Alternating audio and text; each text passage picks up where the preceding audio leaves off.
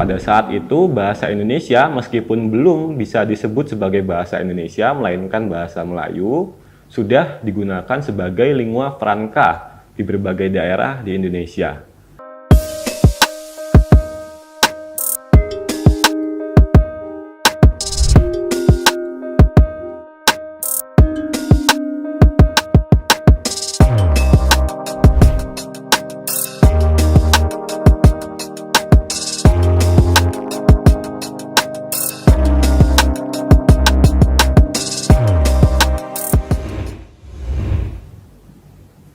Assalamualaikum warahmatullahi wabarakatuh.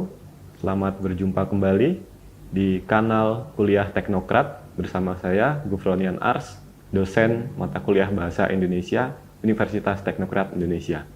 Pada video kali ini kita akan membahas tentang hakikat, fungsi, kedudukan, dan ragam bahasa Indonesia. Selanjutnya saya akan membahas terkait dengan hakikat bahasa pada umumnya. Bahasa bisa diartikan sebagai sistem lambang bunyi yang arbitrer dan konvensional yang digunakan oleh para anggota kelompok sosial untuk bekerja sama, berkomunikasi, dan mengidentifikasi diri.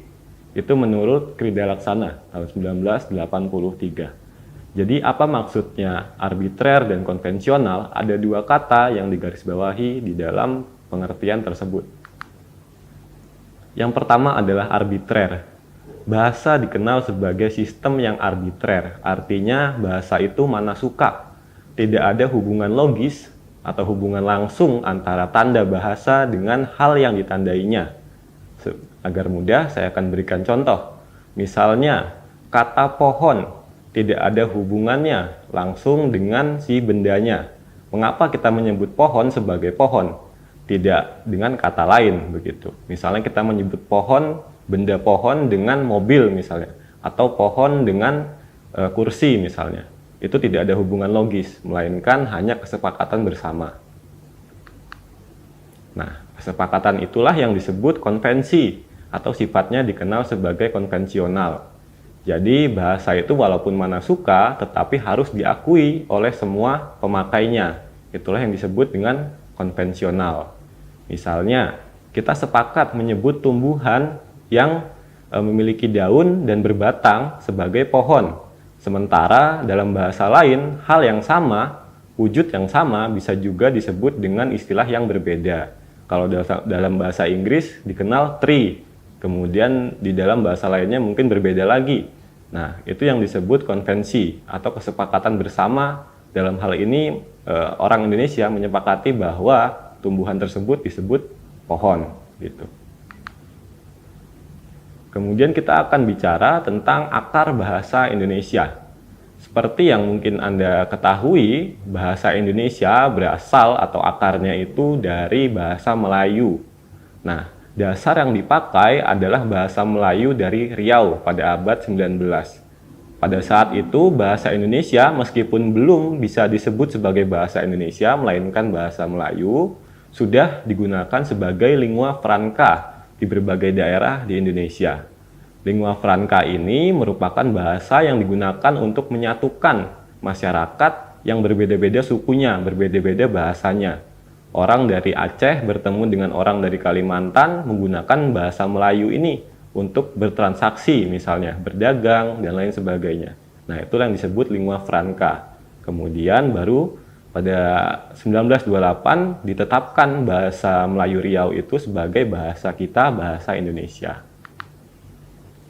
Nah, penetapan tanggal 28 Oktober 1928 ini yang hari ini kita kenal sebagai Sumpah Pemuda.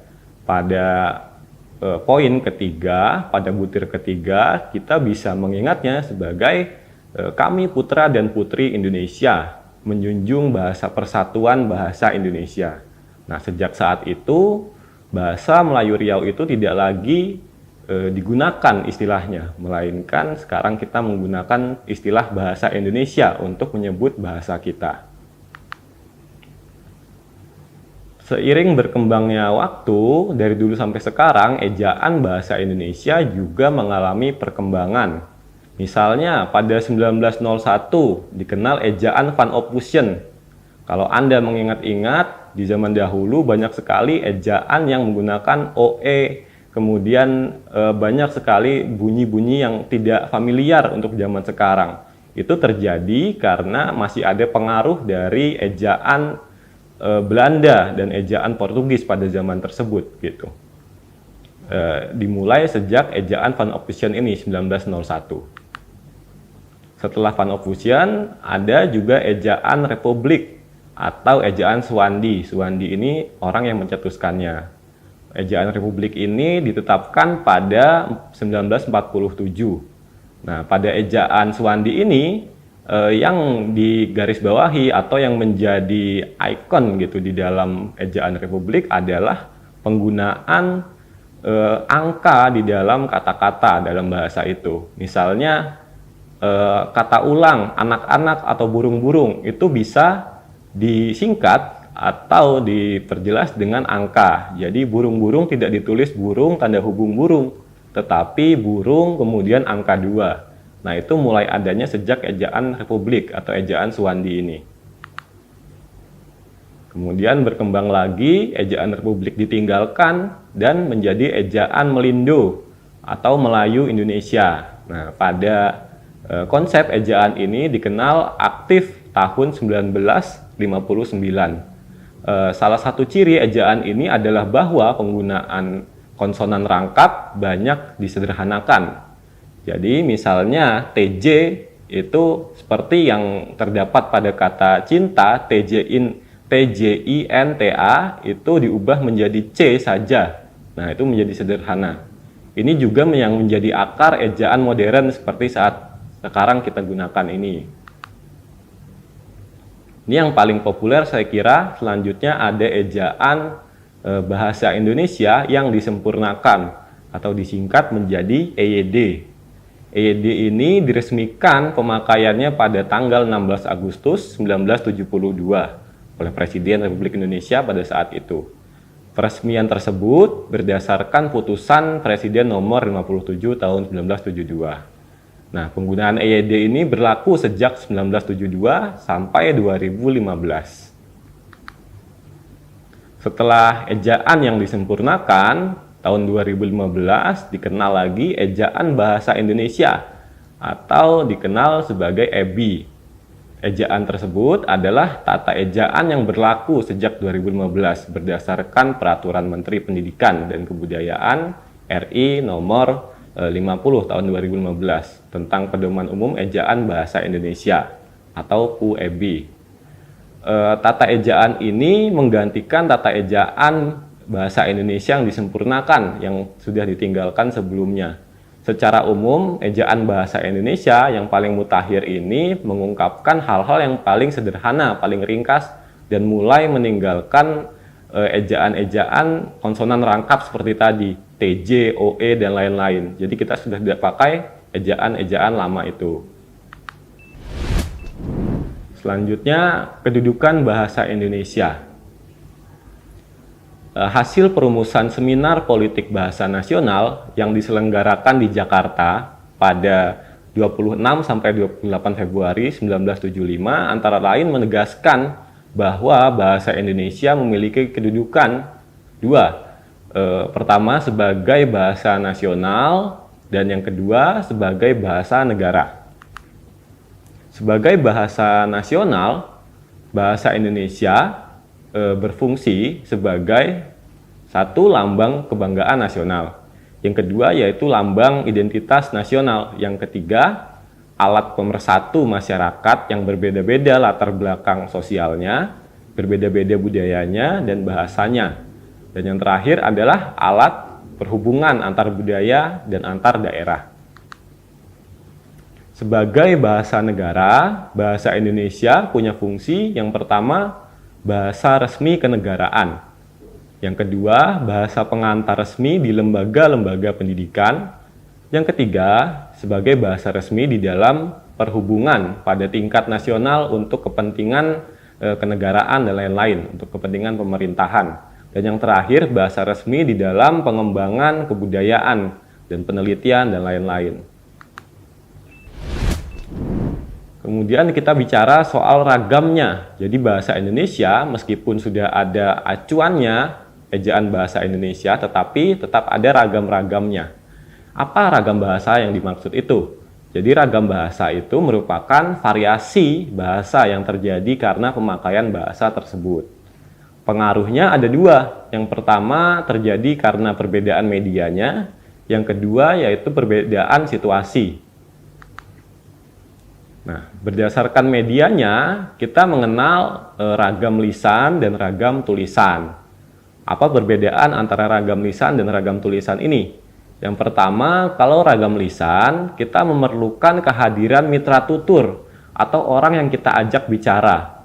Sedangkan kalau ragam tulisan, kita tidak memerlukan mitra tutur karena komunikasinya melalui tulisan. Kemudian untuk ragam lisan, unsur gramatikal tidak harus lengkap. Sementara untuk tulisan harus lengkap agar pembaca mengetahui maksudnya secara utuh. Kalau lisan, Anda bisa saja mengungkapkan, kamu dari mana? Dari pasar. Nah, itu tidak lengkap sebenarnya. Seharusnya Anda bisa menjawab dengan, saya tadi baru dari pasar. Nah, itu lengkapnya. Tetapi kan kalau secara lisan, pendengar atau mitra tutur kita sudah bisa memahami maksud yang kita katakan hanya dengan kata-kata intinya saja. Jadi kita meringkasnya dengan ucapan atau ujaran dari pasar gitu, tanpa menyebutkan siapa yang dari pasar, kapan dari pasarnya, dan lain-lain. Itu yang dimaksud dengan unsur gramatikalnya tidak harus lengkap dalam ujaran lisan atau ragam lisan. Yang ketiga, untuk ragam lisan terikat dengan ruang dan waktu.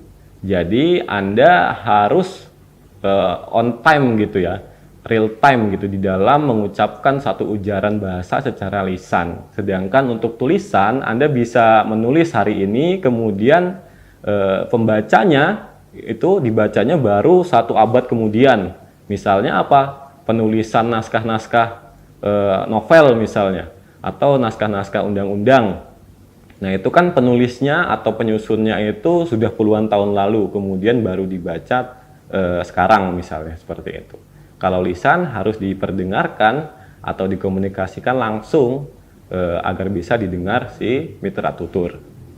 Kemudian yang keempat, perbedaannya kalau untuk lisan dipengaruhi oleh volume, jeda, dan ritme suara.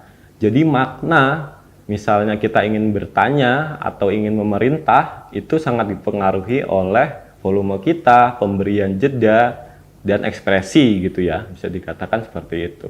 Tetapi berbeda dengan tulisan. Kalau tulisan kita tidak bisa menggunakan ekspresi wajah, tidak bisa memberikan nada, tidak bisa ada volumenya. Oleh karena itu, yang harus diperhatikan dalam ragam tulisan adalah kaidah-kaidah ejaannya, sehingga pembaca bisa mengetahui maksud dari tulisan tersebut. Nah, ragam yang kedua dipengaruhi oleh situasi. Ya, jadi di dalam situasi ini ada yang dikenal sebagai ragam formal, ragam semi formal, dan ragam non formal. Jadi semakin formal suatu ragam, itu maka kosakatanya yang digunakan juga harus semakin baku gitu. Semakin tidak formal boleh menggunakan kosakata yang ragam cakapan atau sehari-hari atau tidak formal gitu ya. Nah, ini pertanyaan yang terakhir saya kira sangat mendasar, bahasa Indonesia yang baik dan benar itu seperti apa gitu ya. Karena kita sering dengar bahasa Indonesia itu berbahasanya harus baik dan benar. Apa sih maksudnya baik dan benar? Baik itu yang dimaksud dengan baik adalah sesuai dengan situasi atau konteks yang sedang berlangsung. Nanti saya jelaskan contohnya.